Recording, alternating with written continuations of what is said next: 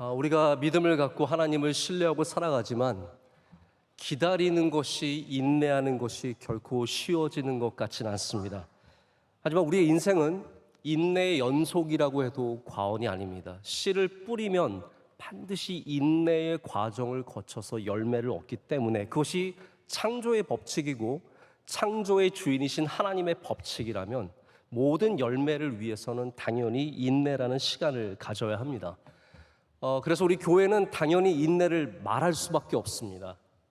우리 세상에서도 인내를 배울 수 있지만 우리가 자꾸 인내를 이야기하는 것은 성경이 이 인내를 중요한 주제로 삼아서 하나님의 뜻을 전하고 또 우리가 인내하는 삶을 가르쳐주고 있기 때문입니다. 특별히 예수님께서 인내의 본을 보여주셨습니다. 성경에서 복음서 외에 예수님을 이야기하는 말씀들을 보면은 예수님이 인내하셨다, 참으셨다, 길이 참으셨다라는 말씀이 참 많이 나옵니다. 그래서 예수님께서 참으심으로 하나님의 뜻을 이루셨다면 우리도 참고 견디고 인내할 때 하나님의 뜻이 우리 삶 가운데 반드시 이루어질 줄로 믿습니다. 특별히 오늘 말씀은 예수님의 오심을 기다리고 있는 사람들에게 참고 인내하며 잘 기다릴 것을 말씀하고 있습니다. 그런데 기다리는 것만이 전부는 아니라는 겁니다. 그때가 오면 끝이라는 것이 아니라 그때까지 어떻게 기다리느냐, 어떠한 믿음의 자세로 기다리느냐가 중요하다고 가르치고 있는데요. 그러기 위해서는 마음을 굳건하게 하고 서로 원망하지 않고 믿음의 본을 보인 믿음의 사람들을 잘 따라가라고 가르치고 있습니다. 자, 여러분에게 한번 이런 질문을 해보고 싶습니다. 여러분은 스스로 평가를 한번 해보세요. 나는 인내심이 많다, 적다.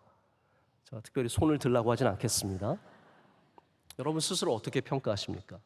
제가 여러분을 어떻게 인내심이 있는지 평가할 수는 없기 때문에 제 스스로를 한번 좀 평가를 해보고자 합니다. 저는 객관적으로 여러모로 봤을 때 인내심이 많이 부족합니다.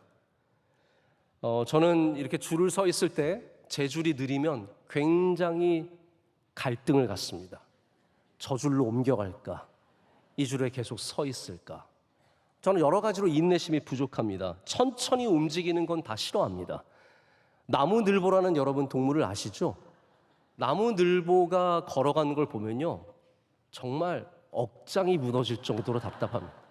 저는 걔는 얼굴만 봐도 답답하더라고요.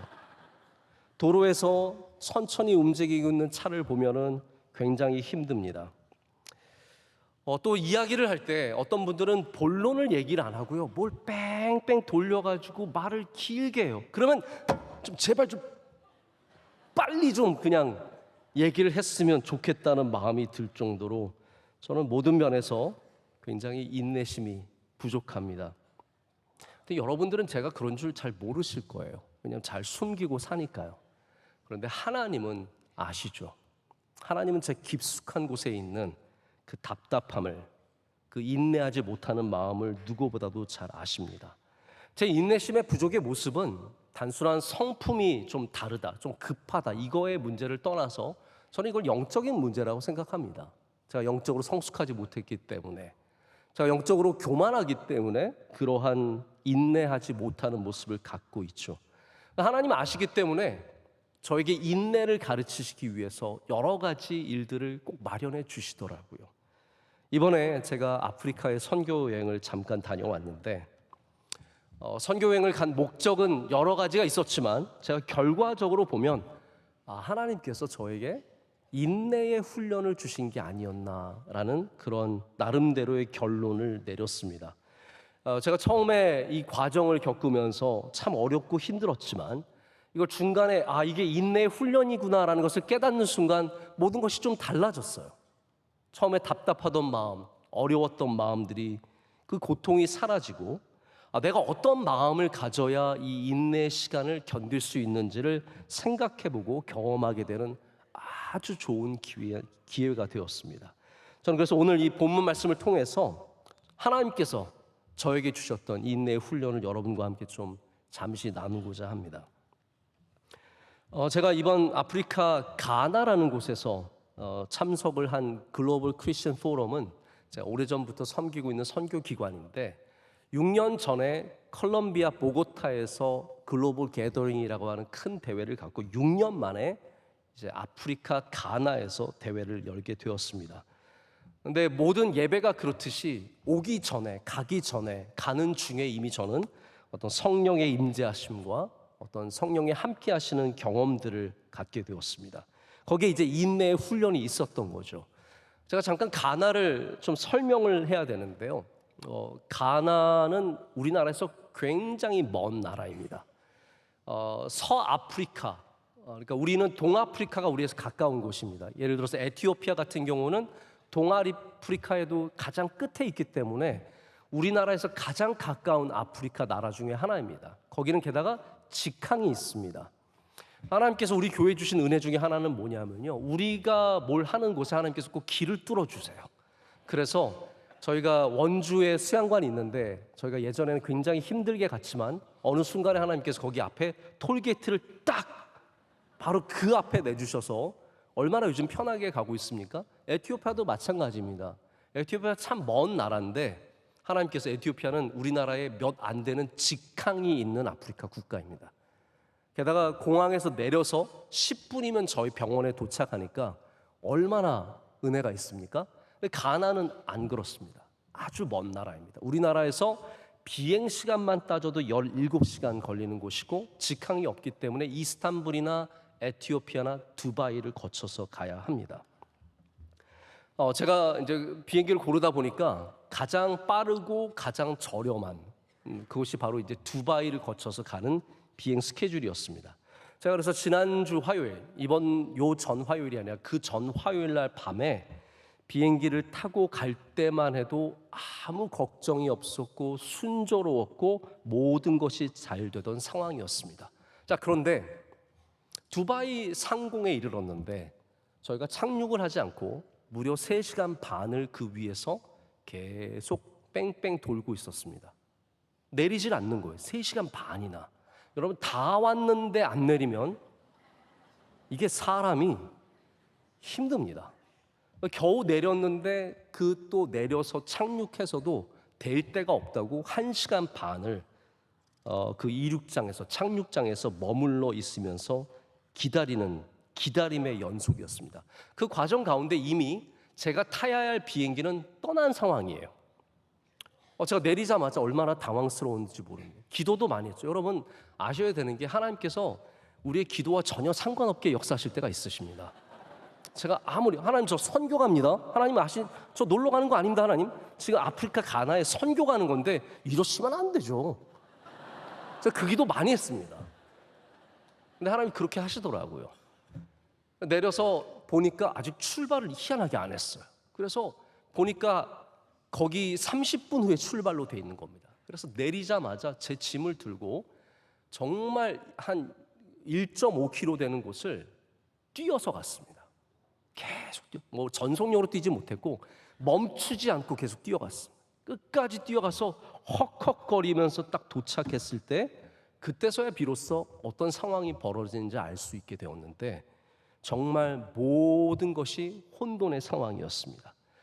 뉴스에서 보신 분들은 아시겠지만 당시 두바이에는 제가 간 그날 지난 몇십 년간 한 번도 없었던 폭우가 한꺼번에 내린 겁니다. 어마어마한 양의 비가 내리면서 그럼 이게 참 중요한 것 같아요. 왜 하필 그 많고 많은 날 중에 내가 가는 날 그 하필 그날 비가 엄청 내렸는데 사실 하필이라는 거를 믿음으로 잘 받아들여야 합니다. 하필 왜 내가 갈 때 늦게 내린 거는요 시작에 불과했습니다. 제가 처음에 이미 늦게 도착을 했지만 비행기가 출발을 하지 않으면서 다행히 기다릴 수 있게 되었는데 1시간 뒤로 비행기가 미뤄져서 그나마 숨을 돌리면서 기다리는데 1시간을 기다려 보니까 출발을 안 해요. 다시 1시간이 미뤄집니다. 또 1시간이 미뤄집니다. 또 1시간이 미뤄지더니 5시간이 딜레이가 되더니 결국은 비행기가 취소됐어요. 이게 여러분 사람이 5시간 기다리라고 하면 기다릴 수 있습니다. 5시간 기다리세요. 기다리면 되죠. 뭐 딴 것도 거기 갔다 올 수도 있고. 그런데 1시간을 5번 기다리는 건 전혀 다른 이야기예요. 정말 힘들고 어렵습니다. 체력이 완전히 고갈되는 거예요. 그러면서 그 다음날 있는 비행기 티켓을 다시 예약을 해야 합니다. 줄을 섰는데 줄이 줄어들질 않습니다. 2시간을 기다려서 줄을 서서 겨우 비행기 티켓을 다음날 걸 재발급받고, 그 다음에 머물 데도 없으니까 공항 밖으로 가서 하루를 자고 돌아오라고 해서 공항 밖으로 나갔습니다. 제가 새벽에 떨어졌는데 나올 때는 이미 오후 늦은 시각이 되어 있었습니다. 나와 보니까 두바이가 완전히 다른 곳이 됐습니다. 비가 얼마나 내렸는지 이 사막의 도시가 호수의 도시가 됐어요. 모든 곳에 물엉덩이가 어마어마한 큰 물이 잠겨 있었고, 여러분 두바이 가신 분들은 아시겠지만 거기에 고급차가 즐비합니다. 수많은 고급차들이 다 차에 수백 대, 그중에 하나만 져줘도 좋을 텐데 정말 어마어마한 차들이 다 즐비하게 침수된 차들이 늘어져 있고 움직이지를 못하고 겨우겨우 호텔에 도착해서 눈만 잠깐 감았다가 새벽 4시에 또 다음 내일 있는 비행기를 타기 위해서 호텔 앞에 나왔더니 공항에서 또 연락이 왔어요. 오지 말래요. 9시까지는 오지도 말래요. 근데 저희 같이 있었던 호주 부부님, 한 노인 부부가 있었는데 그분이랑 얘기하다가 제가 그분들한테 속았어요. 그냥 가자는 거예요. 그분들이 여기 있어서 뭐 하겠냐는 거예요. 가자. 그래서 그러다가 갔어요. 갔는데 못 들어가는 거예요, 정말. 근데 감사하게도 어찌어찌해서 들어갔는데 역시 또 딜레이 되다가 결국은 6시간 후에 또 비행기를 겨우 저는 그때 비행기 딱 타고 나서 정말 감사하면서 동시에 두바이 짜리 거라. 다시는 보지 말자. 비행기가 뜨는 순간 얼마나, 결국 가나에 도착하니까 화요일 날 출발했을 때로부터 50시간이 흐른 후였습니다. 어마어마한. 근데 여러분, 제가 아마존 갈 때는 더 걸렸거든요. 그게 별로 힘들지 않았습니다. 하지만 기약 없는 50시간과 정해진 50시간은 굉장히 다릅니다. 여러분 아십니까? 기다림 중에서 가장 어려운 기다림이 기약 없는 기다림입니다. 혹시 여러분 가운데 지금 기약 없는 기다림 가운데 계신 분들이 있으십니까? 언제 이 고난이 끝날지, 언제 이 터널의 끝이 있는지, 언제 이 병에서 우리가 나을 수 있는지, 언제 우리 아들이 돌아올지, 언제 이 광야가, 오늘 찬양했던 이 광야가 언제 끝날지, 언제 우리 가정에 하나님께서 태문을 열어주시고 생명을 주실지 전혀 모르는 그 기다림이 결코 쉽지 않습니다. 여러분들 근데 아세요? 성경에 나오는 기다림의 이야기들이 대부분이 기약 없는 기다림의 이야기들입니다. 이들은 그냥 어떠한 시간을 인내한 사람들이 아니라 알지 못하는 시간을 인내한 사람들입니다. 다윗이 만약에 기름 부음을 받고, 야 너가 만약에 왕이 되려면 지금부터 몇 년 동안은 광야에서 수고를 해야 된다. 그러면 다윗이 그 광야의 시간을 그렇게 어렵게 보내지는 않았을 겁니다. 하지만 다윗이 광야에 들어가고 나올 때까지 그것은 전혀 약속 없는, 기약 없는 기다림이었어요. 아브라함에게 하나님께서 너에게 자녀를 주신다, 너에게 이와 같이 별과 같이 많은, 저 해변의 모래같이 많은 자녀를 주신다고 약속을 하셨는데 기약이 없어요. 언제 가질지 아무도 모르는 거예요. 한나의 기다림이 그랬고 모든 기다림이 대부분이 기약 없는 indefinite한, 정해진 시간이 없는 기다림이었다는 겁니다. 오늘 말씀에 나오는 예수님의 오심도, 그 강림하심도 우리가 기약 없이 기다리는 거 아니겠습니까? 물론 우리가 정해진 시간을 기다리는 것도 인내라고 말할 수 있습니다. 아이를 가진 다음에 만 9개월을 품고 있는 거, 그거 인내하는 거죠. 군대에 들어가서 1년 6개월 동안 기다리는 거 인내하는 겁니다. 하지만 기약 없는 기다림은 또 다른 차원의 어려운 기다림입니다.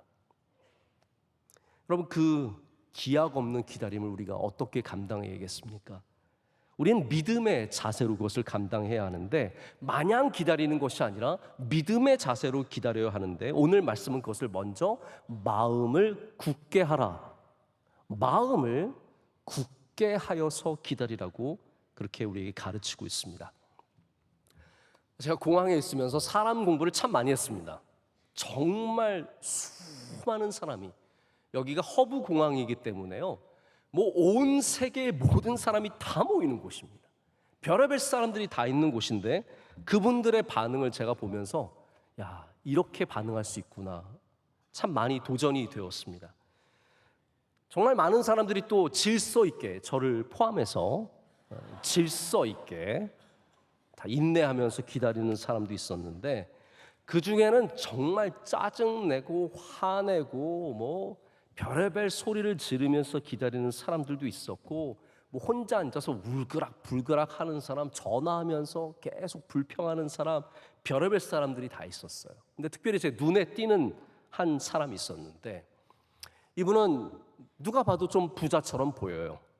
근데 제 한참 앞에서 줄을 서서 이미 티켓팅을 한 분인데 계속 직원에게 가서 항의를 하는 거예요. 내가 이렇고 뭐 저렇고 그러면서 옆에서 사람들이 또 같이 여행하시는 분 또 그분들도 중요해 보이는 분들이 와서 같이 힘을 합해서 막 계속 항의를 하고 짜증내고 소리를 지르고 그 가운데 직원은 안 된다고 죄송하다고 계속 반복되는 일이 있는 거예요.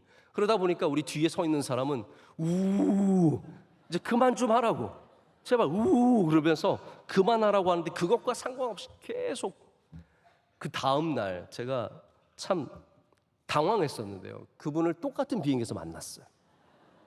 저희 비행기 사람이었더라고요. 근데 그분이 어디에 앉아있냐면 1등석에 앉아있어요. 그분은 부자예요. 여러분 1등석 타보셨어요? 우리 1등석 타본 사람이 몇 명이나 있겠어요? 저 1등석 한 번도 타본 적 없어요. 1등석은요 제가 분명히 아는데 편할 겁니다. 얼마나 편하겠어요. 배나 몇 배나 편하겠죠. 근데 제가 그 사람을 보면서 깨달은 게 있어요. 아, 돈이 많다고 인내심이 많은 것은 아니구나. 이분은 우리보다 몇 배나 더 편하게 여행하고 있는데 그 가운데도 인내심이 있는 건 아니구나. 여러분 아셔야 됩니다. 인내심은 다른 조건에서 생기는 게 아닙니다. 믿음으로써 생기는 것이 인내입니다. 돈이 많다고 능력이 많다고 뭐 배운 게 많다고 인내심을 갖게 되는 건 아니라는 거죠. 제일 소리 지르고 제일 뭐라고 하는 사람들이 사실은 대부분 교만한 사람들이고 돈 많은 사람들인 모습을 제가 보게 되었어요. 제가 기다리는 과정 속에서 깨달은 게 있습니다. 기다릴 때는 여러분 부정적이 되어서는 안 됩니다. 긍정적이 되어야 합니다. 기다리는 사람은 마음이 흔들리고 부정적이 되면 그 기다림의 모든 순간이 우리에게 어려움으로 다가올 수밖에 없습니다. 오늘 말씀에는 그것을 마음을 굳건하게 하는 것이라고 가르치고 있습니다. 제가 줄에 서 있으면서 본 사람 중에 어떤 사람들은 끊임없이 부정적으로 대하고 어떤 사람은 긍정적으로 웃으면서 대하는 사람이 있었습니다.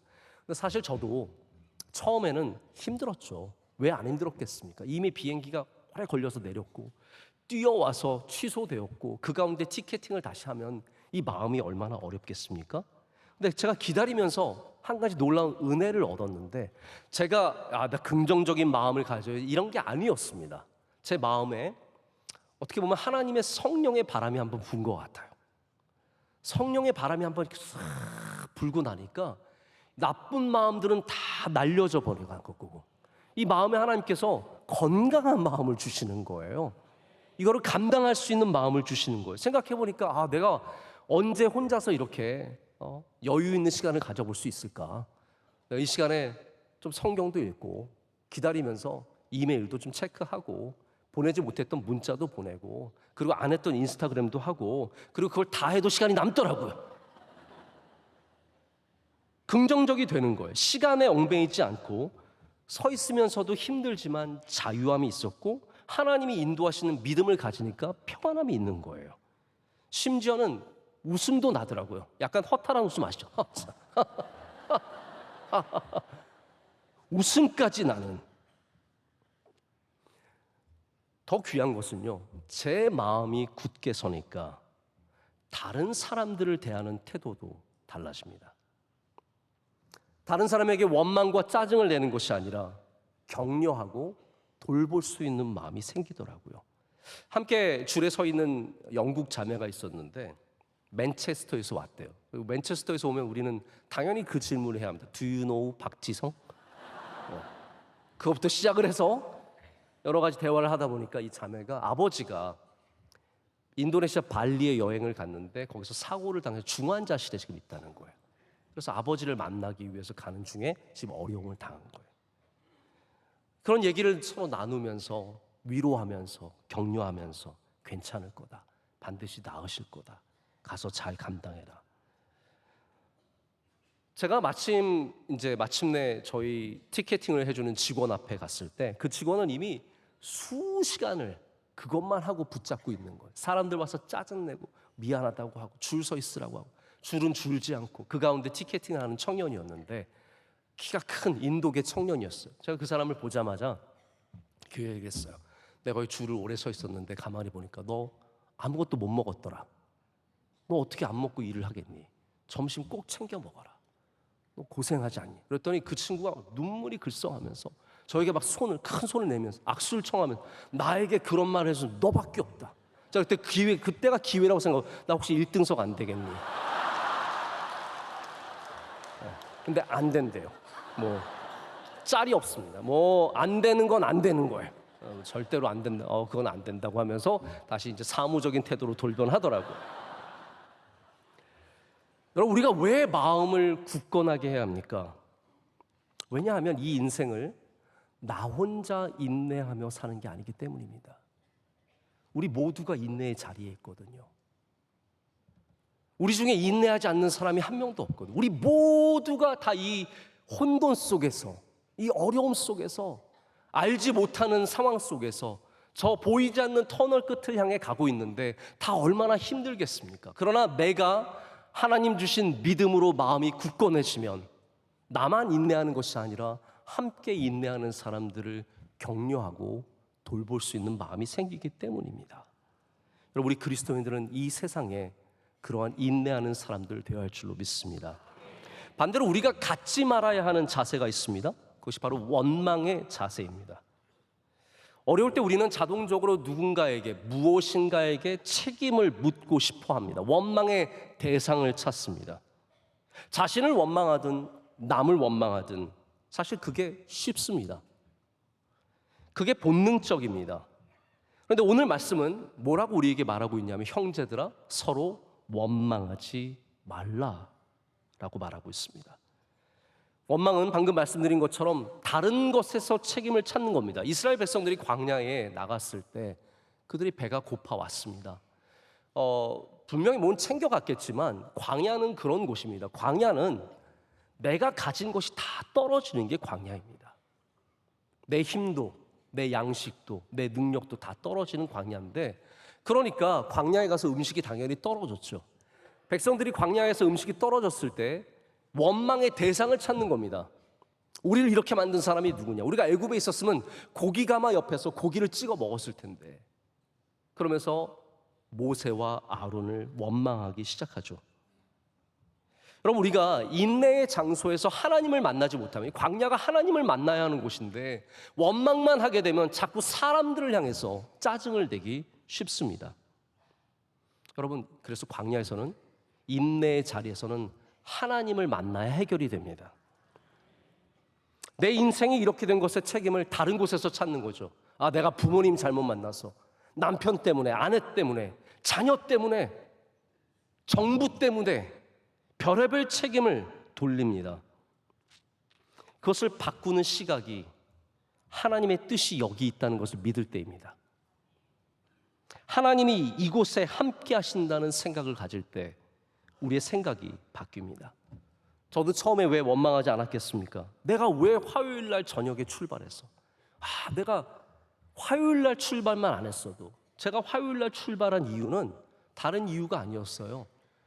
거기 사실은 도착을 일찍 하면 좋지만 제가 뭐 주일날 출발할 수는 없고 월요일날 저녁에 출발하자니 저는 일주일에 딱 한 번 월요일날 저희 가정과 시간을 보내는데 우리 자녀들에게 너무 미안한 거예요. 그래서 제가 그럼 화요일날 출발하자. 그랬다가 이 꼴을 당했으니 내가 왜 월요일날 출발할 걸, 혹은 이럴 줄 알았으면 아예 수요일날 출발할 걸, 내가 왜 두바이를 거쳐서 내가 이스탄불 갔으면 혹은 에티오피아 갔으면 훨씬 나았을 텐데. 근데 여러분, 이런 생각은 우리의 에너지를 갉아먹기만 합니다. 쓸데없는 원망이거든요. 제가 다시 한번 생각해 봤어요. 내가 다음에 가나를 간다면 어떻게 갈까? 근데 저는 똑같은 코스로 갔을 것 같아요. 왜냐하면 가장 빠르고 가장 저렴한 게 이 길이거든요. 제가 선택한 것에 문제는 없다는 거죠. 그렇다면 여기에 하나님의 뜻이 있지 않겠습니까? 왜 그 수많은 시간 중에 비를 하필이면 이때 엄청 와구와구 내려주셔서 나로 하여금 이렇게 어려움을 겪게 하시는가? 왜 인내의 시간을 지나가게 하시는가? 그러면 하나님의 뜻을 인정하는 마음을 가지면 그때서 비로소 원망이 사라지고 눈이 떠지기 시작한다는 겁니다. 근데 하나님께서 우리의 원망에 대해서 이런 관심을 갖고 계세요. 입으로만 안 내밀면 된다. 뭐 그것도 굉장히 중요한 믿음입니다. 저도 그런 훈련을 많이 받았습니다. 말로 죄를 짓지 마라. 그런 말씀 많이 들었죠? 근데 하나님께서 더 들여다보시는 것이, 한꺼풀 벗기고 들여다보시는 것이 우리 마음 아닙니까? 이 원망이라는 단어가 구약 성경에도 상당히 많이 쓰이고 특별히 출애굽기에 원망한다는 말이 많이 나오지 않습니까? 오늘도 이 원망이라는 단어가 나오는데 대부분의 영어 번역을 보면 그 원망이라는 단어는 grumble이라고 하는 단어로 되어 있어요. grumble이 원망도 되지만 좀 쉽게 번역하자면 궁시렁대는 거예요.